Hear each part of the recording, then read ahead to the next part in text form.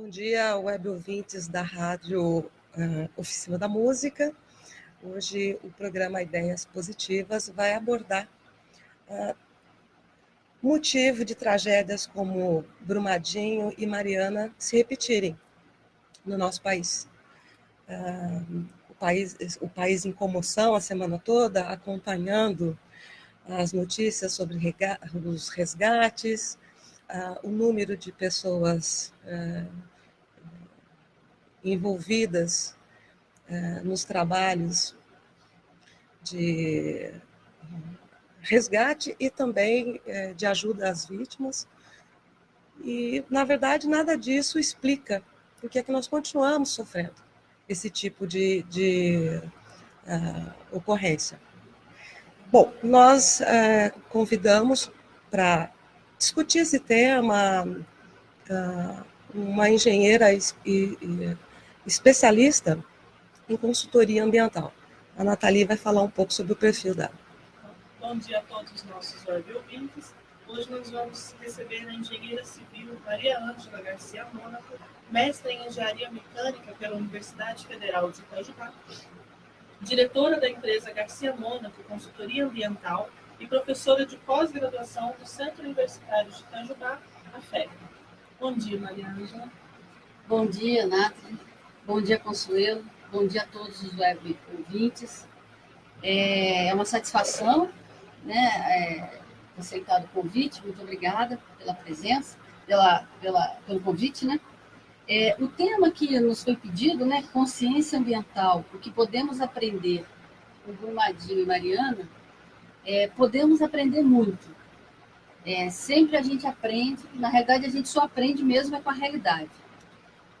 Eu trouxe aqui alguns itens para reflexão, né? E aí, com a participação do pessoal, como a gente levantando outras questões, para discutir, né? Eu não trouxe certezas, eu trouxe algumas provocações, algumas ideias baseadas na minha experiência. Exatamente, a ideia, né, é nós discutirmos por que é que nós assistimos, ano após ano, a repetição de tragédias que são anunciadas, né? Nós temos aí ruptura, né, de encostas, né? Nós temos problema com prédios que desabam, e a gente fica nessa comoção nacional, a gente quer ajudar, mas os dramas se repetem, né? São vidas que você não recupera. Você recupera o meio ambiente, você pode construir um novo prédio, mas as vidas, você não tem como dar essa satisfação para os familiares. Né? Então, eu fico imaginando, Maria Ângela, se nós não somos no nosso cotidiano, provocamos no nosso cotidiano um pouquinho de Brumadinho nas nossas atitudes, né? A forma como nós dispensamos o nosso lixo, a forma como nós vivemos na natureza, né? Como nós conduzimos os nossos veículos. Então, nós somos pequenos Brumadinhos no nosso dia a dia. Com certeza. E eu acho que para isso, para a gente começar a pensar sobre isso, a gente deveria pensar sobre a palavra consciência, né? Aqui nós vamos abordar consciência ambiental, mas o que é tomar consciência de alguma coisa? Vou dar um exemplo. Um acadêmico de medicina, quando ele está lá na faculdade, no seu estudo, ele certamente vê pessoas sofrendo por causa de ter fumado, ele vê lá o pulmão enegrecido. Mas, no entanto, muitos médicos fumam. Então, se conhecimento desse consciência, o médico não fumava, né?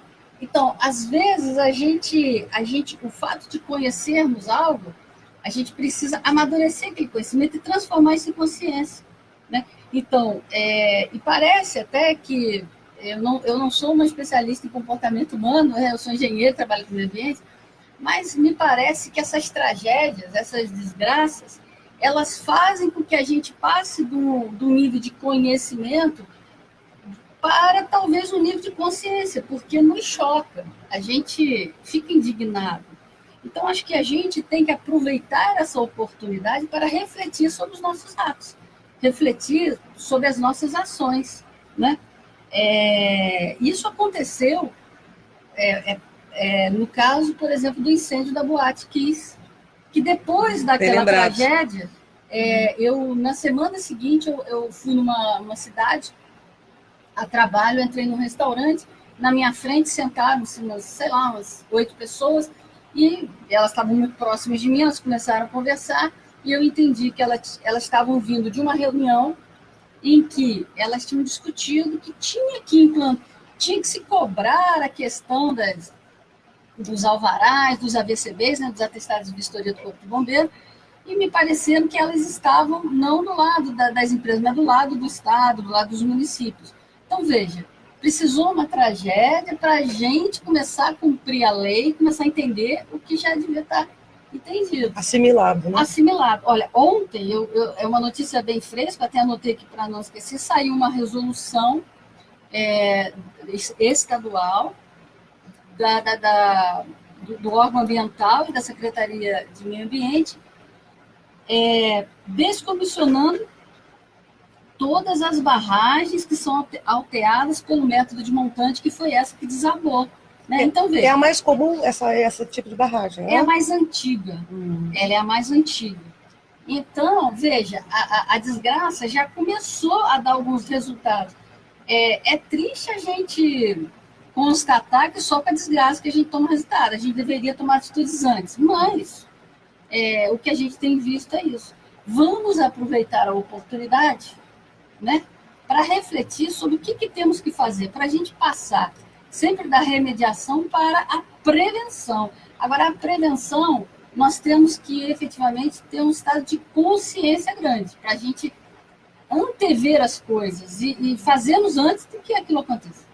Porque parece que procurar por culpados já resolveu o problema, né? Ficar indignados, apontando culpado. Bom, a gente assistiu ao longo da semana as autoridades, cada uma dando a sua versão dos fatos, a sua responsabilidade, né? Mas a verdade é que, passado esse momento da comoção, tudo cai num grande vazio, né? E agora, até quando nós vamos continuar com essa sociedade só reativa? Por que é que nós não podemos nos prevenir? Com certeza. Eu não vou me recordar agora o nome de uma promotora que escreveu uma matéria, ela falando da cadeia de responsabilidade. Na realidade, é uma cadeia de responsabilidade. Todo mundo tem um pedaço de responsabilidade. E o que eu quero chamar a atenção aqui é que a gente reflita, cada um de nós, qual é a minha parcelinha, o meu torrão de terra, de responsabilidade que eu coloquei lá em Brumadinho, ou que eu coloco no lixão de Itajubá. Então, senhor, você sabia que a Itajubá e as cidades do entorno, elas se reuniram num consórcio e construíram um aterro sanitário, né, em substituição ao antigo lixão. Isso é uma coisa muito boa. Esse aterro, toda obra de engenharia, ela é projetada por um tempo de vida. Esse aterro foi projetado com uma expectativa de vida de 40 anos. Ele tem em torno, para fazer números redondos, ele tem em torno de 10 anos. E a vida útil dele, que deveria ser mais 30, agora é mais 20 só. Por quê? Porque nós produzimos mais lixo do que a nossa média. Então, assim, a cada tempo a gente está produzindo individualmente mais lixo do que se produzia. Ora, nós estamos construindo um problema grave. Por quê? Porque se a gente exaurir aquelas células e o aterro ele não conseguir mais comportar o volume de lixo, vai ter que ser achado uma nova área. É uma nova área que vai ter que ser impactada, novo impacto. Pessoas vão reclamar porque ninguém quer morar do lado de aterro. Veja, então a gente não está cuidando da causa, a gente está cuidando só das consequências. Então nós temos que pensar nas causas. Quanto de lixo eu gero? Nós temos que fazer essa pergunta. Quanto de lixo eu gero na minha casa? Porque eu estou contribuindo com o lixão. Ontem, uma notícia, o aterro, perdão, lixão não, que aqui nós temos aterro sanitário. O aterro sanitário que atende ao Distrito Federal teve um transbordamento de chorume lá. O chorume é um líquido viscoso de alta carga tóxica e orgânica, de difícil degradação, que é produzido nesses aterros, que são drenados, esse chorume é drenado e ele é tratado. E o chorume desse aterro, ele, não sei porquê, ele veio a transbordar e chegou até um rio. Veja, cada pessoa que depositou cada grama de lixo lá tem uma responsabilidade, é o que a doutora falou, a cadeia de responsabilidade. Todos nós. Esse é o momento de pensar nisso. É muito importante, porque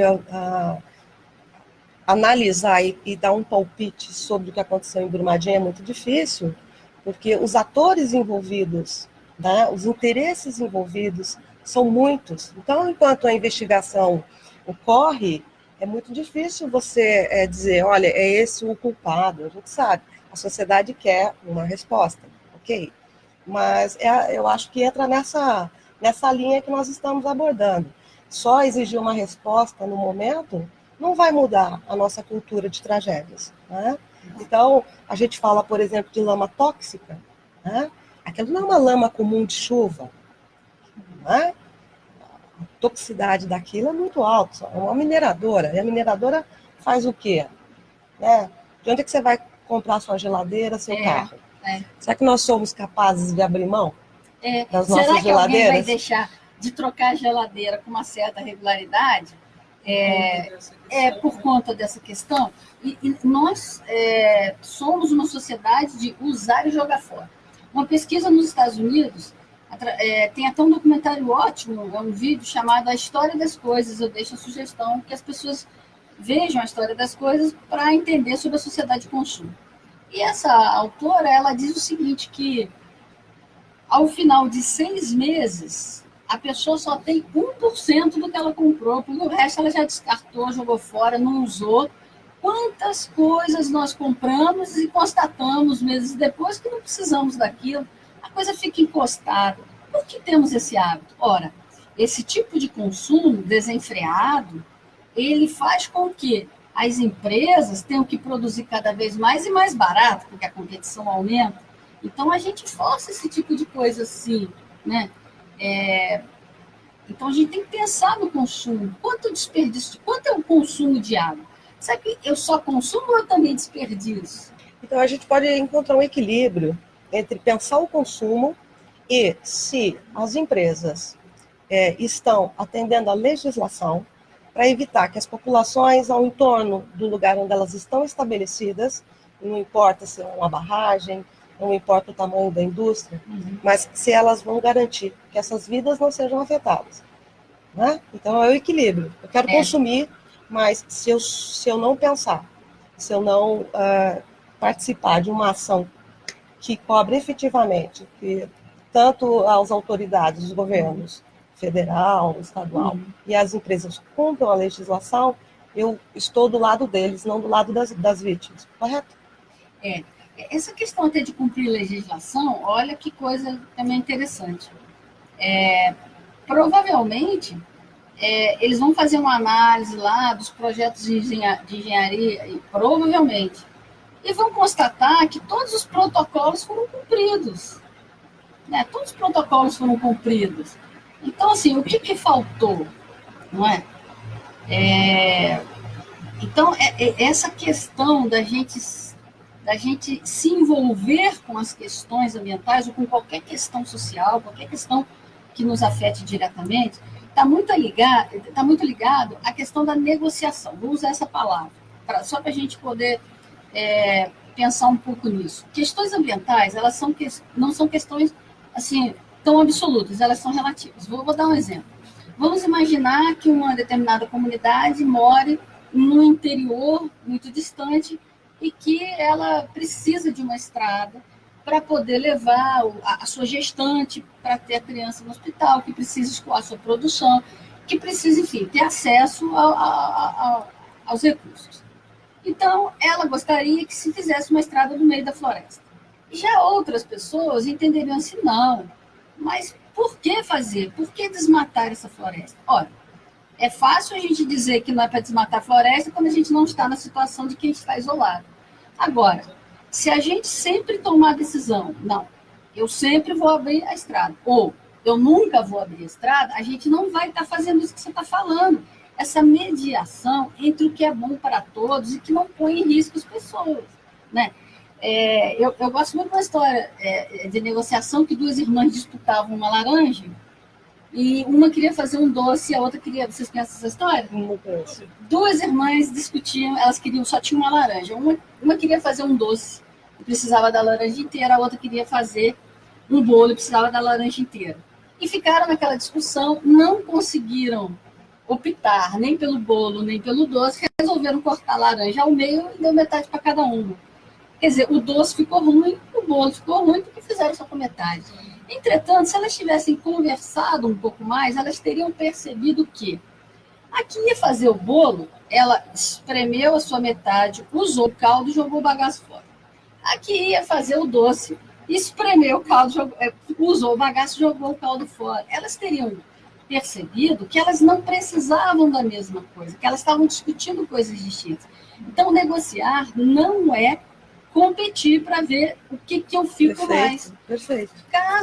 Agora vamos aplicar a questão ambiental, porque nós estamos aqui para falar questões ambientais. Código Florestal. O Código Florestal foi uma disputa de laranja. Aí, no final, como não conseguiu, partiu a laranja ao meio. Metade para os ambientalistas, metade para os usuários dos recursos naturais. E até hoje está brigando, não resolveu o problema.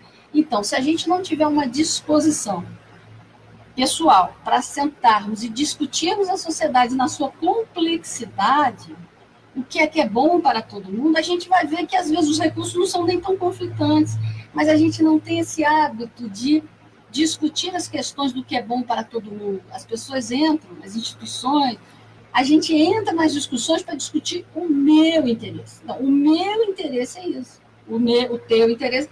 Então, me parece que isso aí não traz bons resultados para o meio ambiente. Complementando isso que você falou, ontem eu vi uma notícia muito interessante, uma estudante muito jovem participou em Davos, na semana em que o mundo estava reunido lá, uma moça com acho, coisa de 15 anos, e a fala dela foi o resumo o seguinte: se vocês, adultos, não conseguirem resolver os nossos problemas ambientais, nós vamos resolver. Eu achei muito interessante que ela chamasse os adultos ao papel que é do adulto. Porque existe uma brincadeira na internet que as pessoas estão se comportando muitas vezes como a quinta série A e a quinta série B. É verdade. Talvez nós precisamos realmente ultrapassar isso e agir como adultos, com a responsabilidade que cabe aos adultos. Amadurecer, né? Precisamos amadurecer. Tem que haver uma mudança na nossa visão, enquanto coisinha pequena, enquanto margem pequena, para que essa mudança realize maiores alterações em coisas grandes.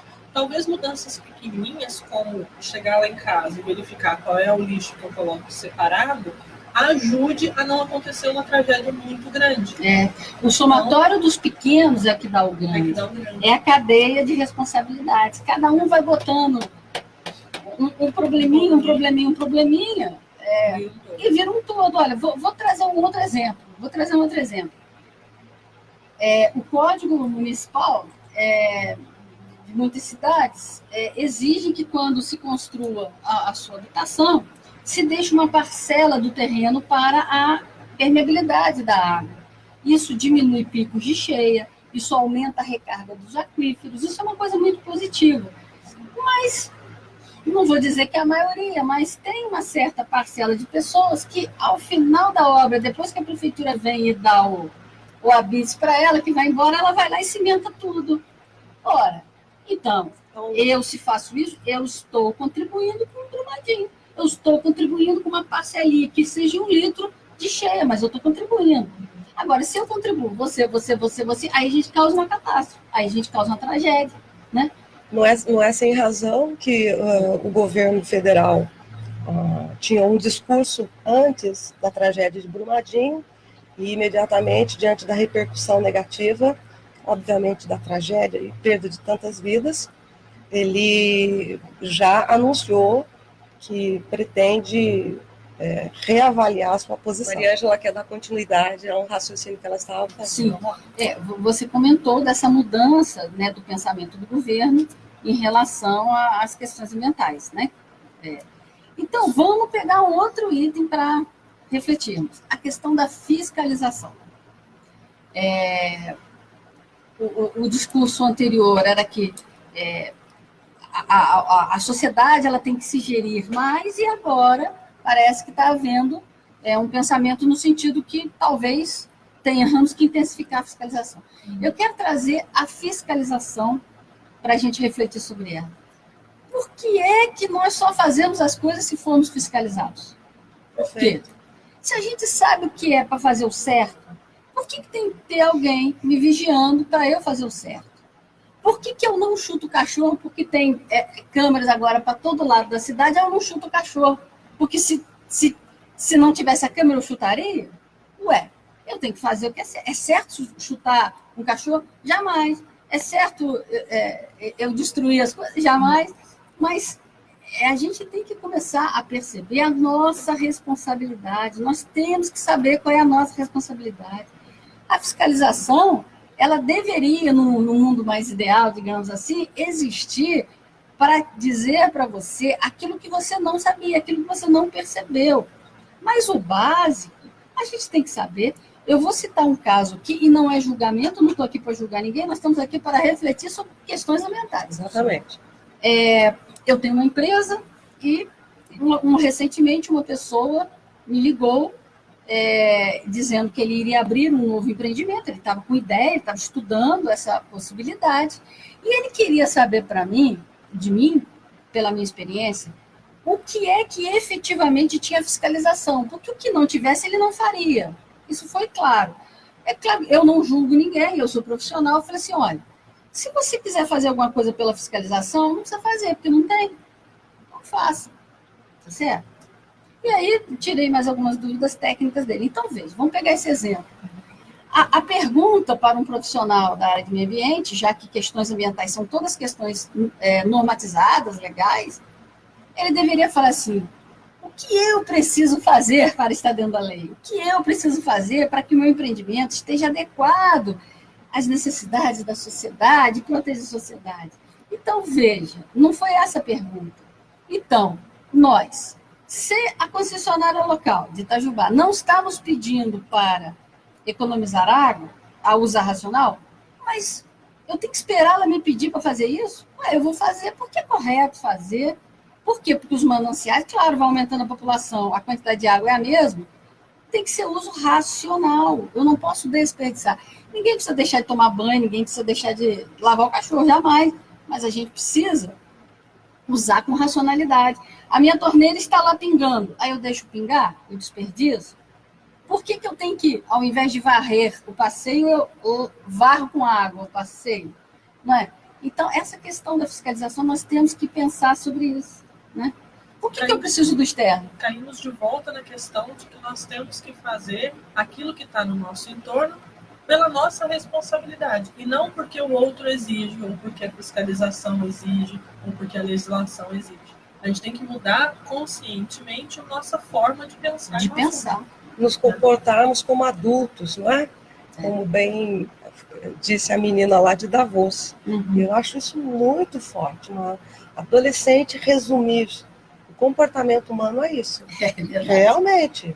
Uhum. Né? Porque adultos não precisam de vigilância.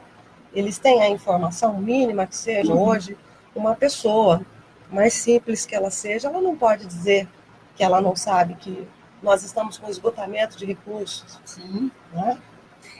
E quando a pessoa falha por falta de informação, é perceptível, a pessoa quer logo consertar a situação, ela não sabia daquilo, mas nossa, eu não sabia, eu vou lá e arrumo.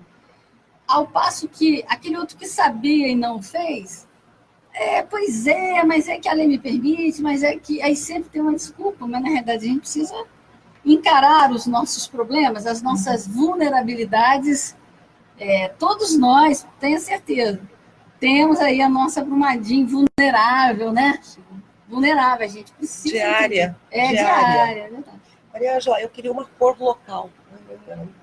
A sua larga experiência como consultora ambiental, o que é que nós temos aqui em Itajubá que nós poderíamos nos precaver, nos interessar para ter essa atitude proativa, essa atitude que nós estamos sugerindo? aqui para os nossos web ouvintes. Primeira questão, que eu até já citei, a questão do aterro sanitário. Itajubá, como todas as cidades do Brasil, tinham no passado um lixão. Foi construído um aterro sanitário dentro de normas, isso é um progresso. Mas nós temos que pensar na quantidade de lixo que nós produzimos. Se a gente leva os resíduos, como você falou, para os locais corretos. Eu, por exemplo, adoto, para mim, eu compro medicamentos ou itens de drogaria numa determinada drogaria em Itajubá. E por que eu faço lá? Porque ela tem recipientes para que eu leve para lá, faço o descarte das embalagens, das bulas, dos blisters, enfim. Olha que bacana. De todo, olha, é minha obrigação levar lá. Vai ter gente que fala assim, mas isso dá trabalho, mas dá trabalho. Porque se a gente quer uma sociedade melhor, a gente tem que trabalhar por isso. Então, o meu trabalho, quando eu quero uma sociedade melhor, é pegar os meus resíduos e levar até o ponto de coleta. As pessoas podem ter ficado interessadas nisso hoje, quem não toma remédio, né? Quem não tem em casa uma quantidade de remédio. Coisa. As farmácias informam isso? Isso é claro nas farmácias? Ou são pontuais as farmácias? Ou só olhos treinados para procurar, né? Não, ainda não é um requisito legal. Essa questão da logística reversa, ela está sendo discutida hoje para os fármacos. Mas não vi nenhuma, porque talvez eu tenha um olhar treinado mesmo, e eu identifiquei o recipiente e eu levo lá.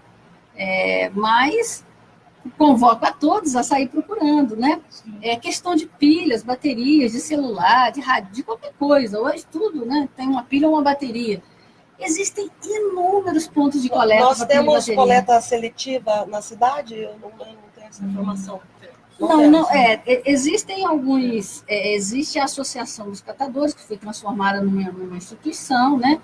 E em alguns bairros, em alguns edifícios, por exemplo, eles aceitam. Você faz um contato com eles, e eles têm os dias da semana que eles vão até aquele edifício, aquele prédio, e recolhem a coleta seletiva. Então, é muito do prédio, do síndico, do condomínio, fala assim, a associação, vem aqui no meu prédio, nós vamos fazer um trabalho, vamos reciclar, vamos separar os nossos resíduos e vamos te doar. Tem gente que tem o seu ganha-pão em cima do resíduo. Então, veja, olha como o meio ambiente é complexo.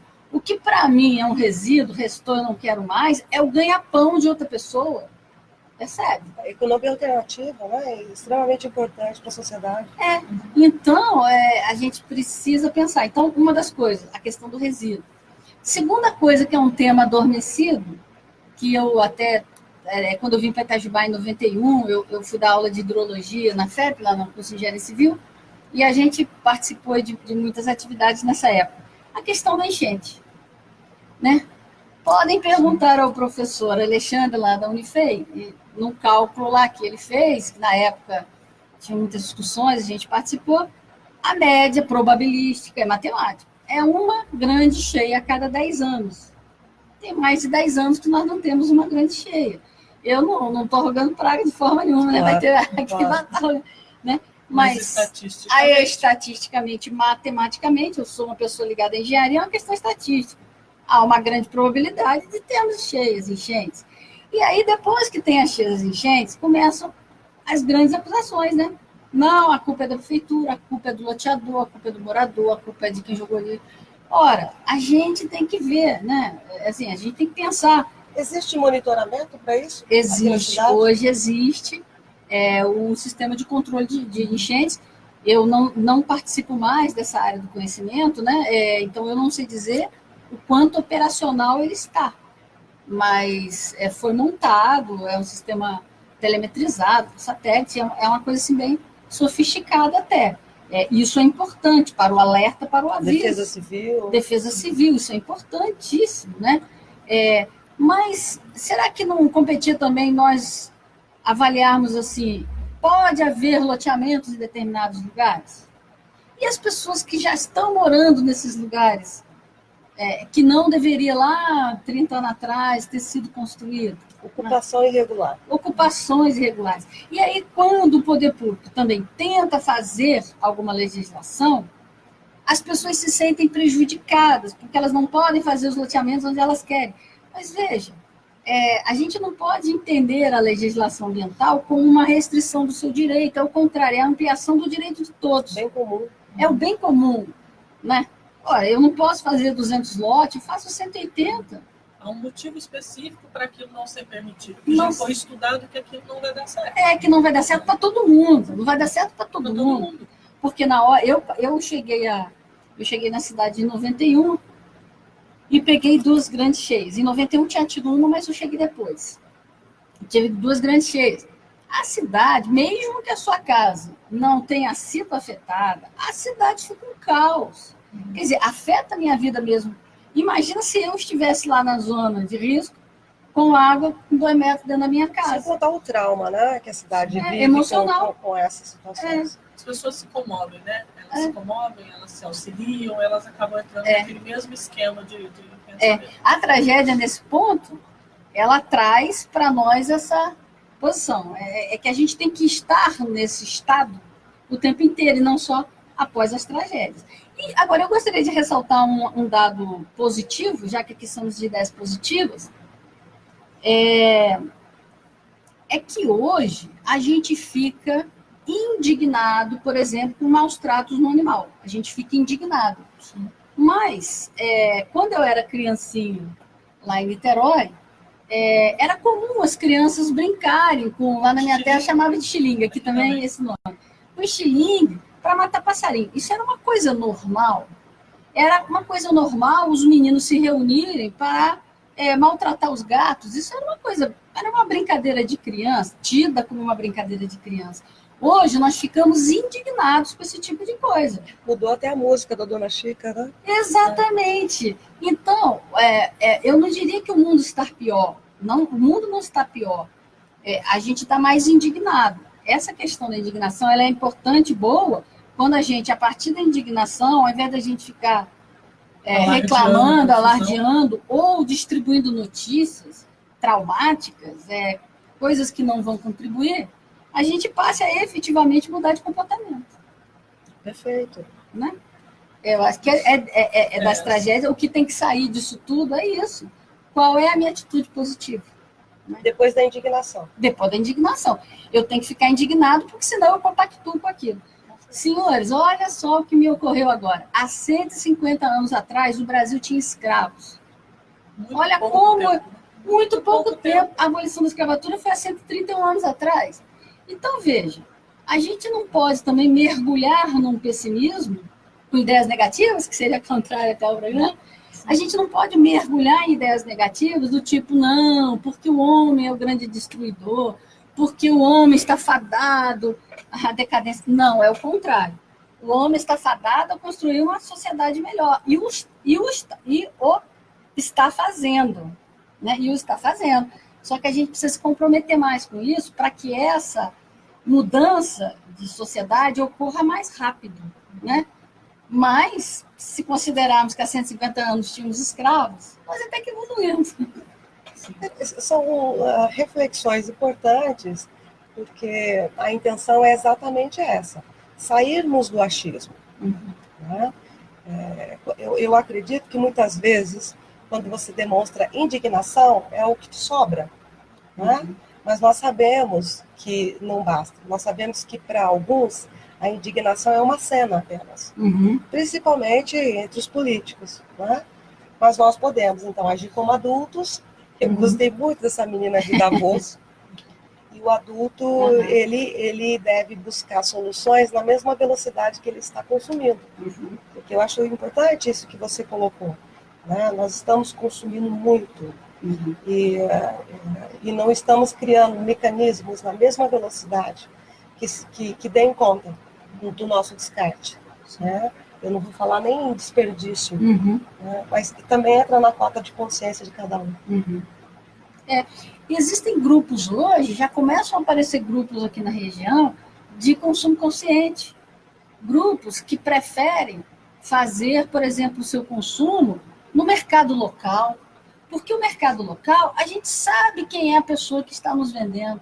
A gente sabe se ela está trabalhando com serviço escravo. Né? O povo diz assim, porque o um determinado produto, né, tem lá no outro país, né, não tem lei trabalhista e tal. Então, quando a gente está consumindo no mercado local, a gente sabe as pessoas, a gente sabe as práticas das empresas, a gente conhece. E a riqueza vai sendo gerada ali, né?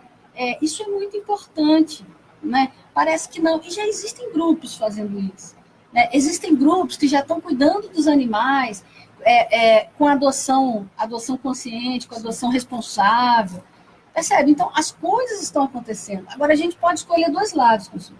A gente pode escolher aquele lado que a gente fica só no WhatsApp, distribuindo notícia ruim e inflamando os ânimos, com fake news, ou inflamando os ânimos de uns contra os outros, ou a gente pode botar a mão no trabalho.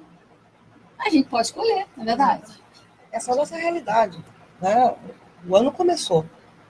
Independente da nossa vontade e nossas cores partidárias, né? O que acontecer nas instâncias superiores é um problema deles, que não vai resolver o nosso dia a dia, para nós nos vestirmos, comermos, Sim. educarmos os nossos Sim, filhos. respirar um ar melhor, comer uma comida melhor. O que a gente precisa é aproveitar essa oportunidade que apareceu com uma grande tragédia, né? Vamos, oportunidade de reflexão. O desenrolar dela é uma oportunidade que nós temos de refletir aquilo que está no nosso entorno e de fazer as nossas pequenas mudanças para que não cheguemos a essa tragédia a novas desgraças. Exatamente. E uma ideia positiva também que eu tiro disso é assim: nós sempre ficamos esperando o mundo mudar para viver num mundo melhor. Sim. Isso não vai acontecer, né? As mudanças, como você falou, elas não virão nem da esquerda, nem da direita, nem de montante jusante, porque as pessoas se apropriaram dessas palavras técnicas, né? Nem de cima, nem de baixo. Elas virão de dentro da pessoa, da ação para o social. Então, eu primeiro mudo e depois eu mudo o mundo. Então, não esperemos que o mundo vai nos mudar, não. A gente tem que ser a mudança que a gente quer no mundo. Essa frase não é minha. Sim. Eu não estou lembrando o nome da autora, ela não é minha, mas eu me aproprio dela para dizer isso. Eu é que tenho que mudar. Porque o dia que eu, enquanto ser humano, for melhor, eu mudo a política, eu mudo o hospital, eu mudo a delegacia, eu mudo a escola, eu mudo o mundo. Cada um no seu pouquinho, cada um no seu pouquinho. E se as barragens são, para algumas pessoas, neste momento, as mais importantes, se eu não estou errada, Minas Gerais parece que tem 450 barragens instaladas no estado, e nós podemos pensar sobre elas, não é, Maria? Sim, não existe, eu não vou saber te dizer assim, o número exato, mas Minas Gerais, por ser um estado, Minas Gerais, já está ligado a palavra Minas à mineração. Então, nós somos um estado minerador, né? A mineração é uma economia importante para o estado, definiu até o próprio nome do estado, então não é desprezível. Ora, em função da mineração, existem técnicas, cada tipo de minério ele é extraído de uma forma. Então, temos muitas barragens de mineração, mas temos barragens de hidrelétrica, porque por Minas Gerais também ser um estado mais alto em relação ao resto do país, ela tem quedas d'água, ela tem rios, cachoeiras. Então, esses desníveis possibilitam o uso da hidroeletricidade, que formam grandes barragens. Nós, por termos também água em abundância, o nosso consumo de água, ele é a partir de água superficial, água de rio. E para que você possa captar essa água, é necessário fazer um pequeno barramento para dar o volume, para você acumular um volume e para poder não pegar aquela camada mais no fundo, onde a água não seria de melhor qualidade por causa do sedimento.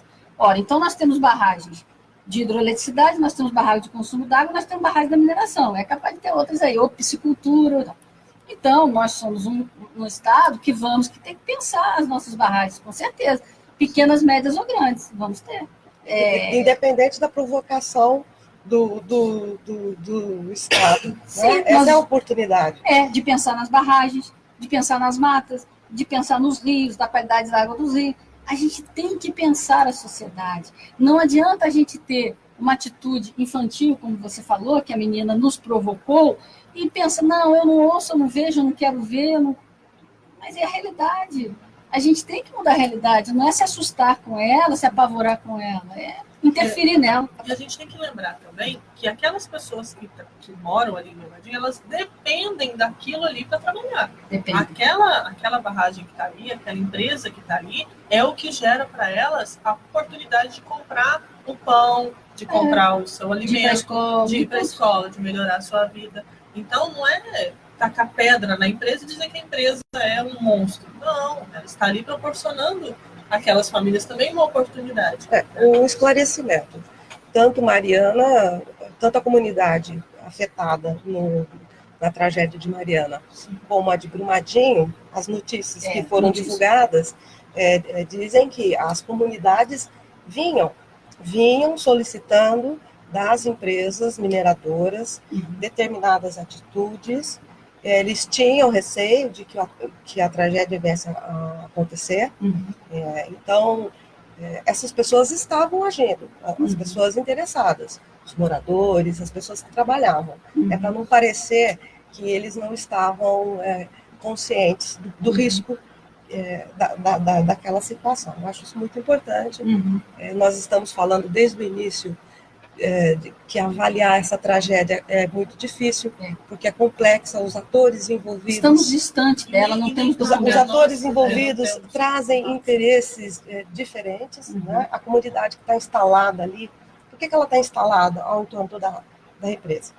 Perdão, da barragem. Por que foi permitido que uma barragem... A barragem foi construída, eles já estavam lá? Quem chegou eles primeiro, chegaram, né? Quer dizer, é complexa, nós não estamos defendendo nenhuma posição. A responsabilidade do acidente está sendo apurada. Obviamente que a gente espera que isso resulte, né, em alguma coisa factual, né? Mas o interessante é isso, nós temos aí uma quantidade de barragens no nosso estado que nós podemos, de repente, nos unirmos a essas pessoas, né, numa pressão pública, que seja, porque esse é o nosso papel de comunidade, enquanto comunidade. Sim, com certeza. Tem que ter uma resposta, né? Fazer a parte que nos cabe para poder transformar isso em pouco. E cobrar, senhores, todos os políticos, eles foram eleitos, assim, eles não caíram de paraquedas. Então, ele foi eleito com os nossos votos. Pode não ter sido do meu, do teu, mas alguém votou nele para ele estar lá. E eles têm que dar resposta. Assim, eles são nossos representantes, eles são pagos com o nosso dinheiro. Eles certamente devem. Os conselhos atuaram, os conselhos de meio ambiente, Ministério Público, sim. Esses atores estavam acompanhando já o que ocorria, tanto em Mariana como em Brumadinho. Né? Então, é que no momento de comoção, todo mundo, e principalmente quando vem por parte do governo, dá uma resposta rápida para a sociedade, normalmente se eximindo da culpa. Né? Ontem, o presidente da Vale disse que a sirene não tocou porque a barragem rompeu muito rapidamente, não foi possível. Bom, então a sirene não estava no lugar correto, porque isso deveria ter sido pensado. A sirene existia para alertar. Temos que ter medidas de engenharia para planos B, C, D, né? Em casos ideias positivas, como você disse. Nós temos notícia de empresas que estão hoje dedicadas a criar sistemas de monitoramento de barragens, né? Alguns em fase de testes, tecnologia e gente interessada em oferecer soluções, né, para que essas empresas atuem de modo seguro, existem. Sim. Né? Ainda assim, isso não impede que o nosso comportamento, se continuar nesse consumismo desenfreado, sem a reflexão, não vai existir tecnologia suficiente das nossas escolhas. Aqui em Itajubá, você está atuando já há muito tempo, né, Maria Ângela? Você notou uma mudança de comportamento do empresariado, da cidade, para essa consciência? A Garcia Mônaco vai completar agora em maio 22 anos. E quando eu vim para a cidade, não existia ninguém que trabalhasse, não tinha profissional que trabalhasse nessa área. Porque eu sou de Niterói, eu estudei na Federal Fluminense e eu fazia estágio na área de saneamento. Quando eu me formei, eu fui trabalhar na área ambiental. Aí, em 91, Eu formei em 87, em 91 eu vim aqui para a cidade. Então, ninguém trabalhava com isso, a pedido de um ex-aluno, eu acabei montando, assim, a pedido de um ex-aluno, eu fui fazer um serviço para o pai dele. Aí esse me indicou para uma segunda pessoa, me indicou para uma terceira, fui obrigada a abrir empresa para poder receber um serviço lá, porque a terceira empresa falou, não, mas você tem que ser pessoa jurídica e tal, e acabou abrindo a empresa. Então, eu realmente acompanhei aqui no Estado 22 anos de evolução. Mudou. Por quê? Legislação, inclusive, né? A legislação mudou, tem muito mais legislação, tem muito mais normativas. A questão ambiental, quando ela começou, por coincidência, quando eu ainda morava no Rio, eu trabalhava no centro do Rio e perto do prédio onde ficava a antiga Vale do Rio Doce, a sede da Vale do Rio Doce. Então, a gente tinha muitos colegas. E nas reuniões ambientais que o Clube de Engenharia promovia, enfim, já existia, na década de 90, não se falava muito em ambiente, mas já existia. Em 90 não, em 86, 87. Foi em 96? 92. Mas, veja, quando eu lá já trabalhava em 85, 86, a Vale do Rio Doce já tinha uma estrutura de meio ambiente pequena, a Petrobras já tinha um setorzinho lá de algumas poucas pessoas de meio ambiente, e essas questões ambientais, elas foram sendo trazidas das grandes empresas para pequenas empresas. Só uma informação, o protocolo de Kyoto é um marco da mudança de consciência ambiental no mundo? É no protocolo de Kyoto que começa? E não, depois não. Vem as ecos? Não. O marco seria 1972, com a primeira Conferência Humana. Esse foi o nome que depois a gente traduz como meio ambiente. Foi em 72 em Estocolmo. Foi a primeira. Mas, então, o que eu percebo? Eu percebo, sim, que, primeiramente, a sociedade, o governo, ele foi nas grandes empresas. E, à medida que o tempo foi passando, ele está chegando nos empreendimentos de menor porte. Então, hoje, o município de Itajubá, por exemplo, ele faz licenciamento ambiental. Aqui no sul de Minas o município de Extrema e o município de Itajubá. E o município de Itajubá, ele já está mais próximo desses pequenos empreendimentos que também têm potencial poluidor. Toda atividade humana tem potencial poluidor, certo? Isso é fato. Então, um pequeno lavador de carros, ele tem um potencial poluidor, não é? Uma pequena oficina mecânica tem um potencial poluidor. Aí alguém poderia dizer assim, não, mas o meu potencial é pequenininho, eu gero muito pouco. E uma indústria grande gera muito, com certeza. Um gera pouco, mas o somatório dos poucos com o somatório dos muitos... brumadinho diário. Nosso brumadinho diário, exatamente, é isso. Então, eu percebo, sim, que há uma mudança. É certo que a consciência, isso que meio ambiente é um valor para a empresa, eu veria isso só em algumas poucas empresas. Tive a oportunidade, por exemplo, de prestar serviço para a Alcoa. Vou citar uma aqui só, que é grande, todo mundo conhece.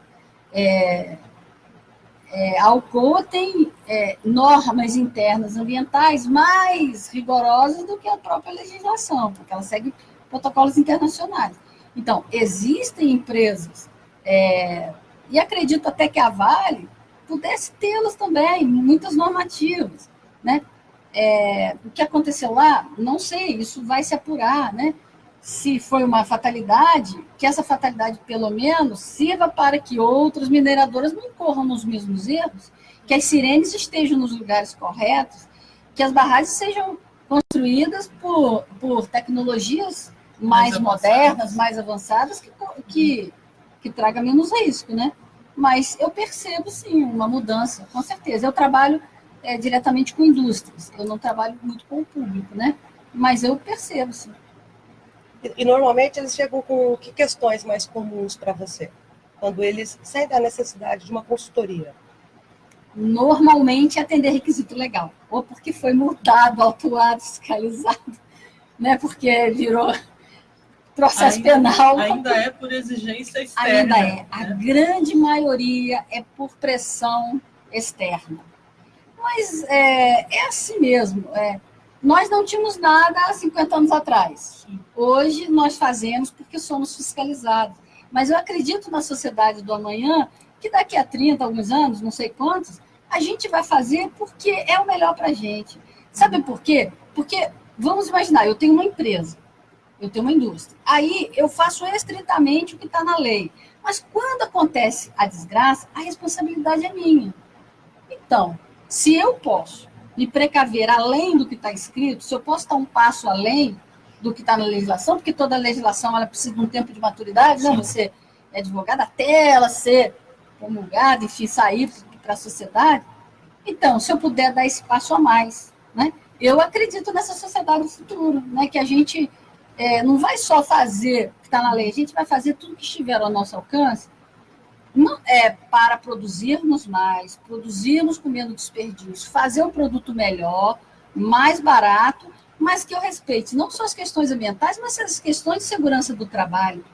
As questões de segurança do trabalho também são questões. A gente anda pela cidade, em algumas obras menores, você vê o funcionário lá amarrado em nada, deve ser o Homem-Aranha que vai socorrê-lo, porque, né? E as questões de segurança do trabalho? Então, são questões que a gente precisa, mas infelizmente não, digamos, no estágio que estamos, só se alguém fiscalizar, apertar. Ainda estamos muito teimosos. Né? Muito teimosos. Eu acho que também é importante lembrar, você citou a Alcoa, que empresas que exigem que os seus parceiros ou empresas com quem ele trabalha, que elas adotem. Às vezes ele não vai ter um parceiro porque o parceiro não está adequado ambientalmente. Sim, é fato. Isso também é importante, porque é uma cadeia de responsabilidade. Na verdade, eu acho isso muito bacana. Uma vez chegou um pequeno empresário da área de reciclagem lá no meu escritório, isso deve ter, sei lá, uns 18 anos. Ele chegou, pois é, eu tenho empresa pequenininha, porque a empresa grande lá está me pedindo uma licença, né? Eu falei assim, rapaz, olha, faça isso que eles estão te pedindo, porque isso abrirá horizontes para você na sua empresa. E eu fiz a regularização, ele se adequou lá, tudo que precisava, continuou nessa empresa grande. E toda vez que ele me encontrava na rua, eu falei assim, muito obrigada, eu agora entrei na empresa A, B, olha só. Eu falei, pois é, mas a gente, por isso, porque a gente sempre acha que a lei é uma forma de diminuir os nossos direitos, não é de ampliar as possibilidades de todos. Ela limita, sim, o seu direito um pouco, mas para você ganhar no todo. É muito importante. Esse entendimento é muito importante. O direito não está aí para nos tirar aquilo que a nossa liberdade, mas é preciso ampliar o bem comum. A gente ainda precisa aprender a respeitar até onde vai o nosso limite para o do outro. Então, às vezes, é necessário essa sensação de que está nos tolhindo alguma coisa, quando, na verdade, não. Está nos dando um limite para não invadir o lado oposto do outro. Precisamos sair da quinta série. Precisamos avançar. Quem sabe um dia a gente chega na universidade. Maria Ângela, muito obrigada pela sua presença. Eu tenho certeza que o pessoal hoje pode fazer boas reflexões e talvez pensar nisso, né? Sim. Com um pouco mais de cuidado. Você pode se despedir dos nossos web ouvintes. Nós já estamos finalizando o programa. Olha, eu é que agradeço a oportunidade de trazer aqui algumas ideias e compartilhar com vocês, né? Com o programa Ideias Positivas, compartilhar com o web ouvinte. Dizem que o que move o mundo não são as respostas, são as perguntas. Então, a minha intenção foi realmente trazer provocações, trazer questionamentos, e porque eu sempre aprendi com as perguntas, com as dúvidas, com as indagações e com as indignações, a gente sempre aprende. Então, mas não leve disso uma situação triste, leve disso ideias positivas. Nós podemos operar a mudança que queremos no mundo, né? Isso é uma coisa importante, e o mundo não vai mudar se a gente não mudar antes, né? Ideias positivas para todos, um final de semana positivo para todos. Obrigada. Muito obrigada. Nathalie. Então, queria agradecer a todos que estiveram conosco, foi um prazer. A Maria Ângela que aceitou esse convite, que foi maravilhoso tê-la aqui conosco. E ideias positivas para todos nesse fim de semana. Muito obrigada. vocês que nos acompanharam, entrem lá na página do Ideias Positivas, se vocês quiserem sugerir pautas para os próximos programas, elas vão ser muito bem-vindas. Nos desculpem novamente as nossas falhas técnicas, não são técnicas, somos nós, viu, gente? A gente confessa isso. Muito obrigada, um bom final de semana para vocês.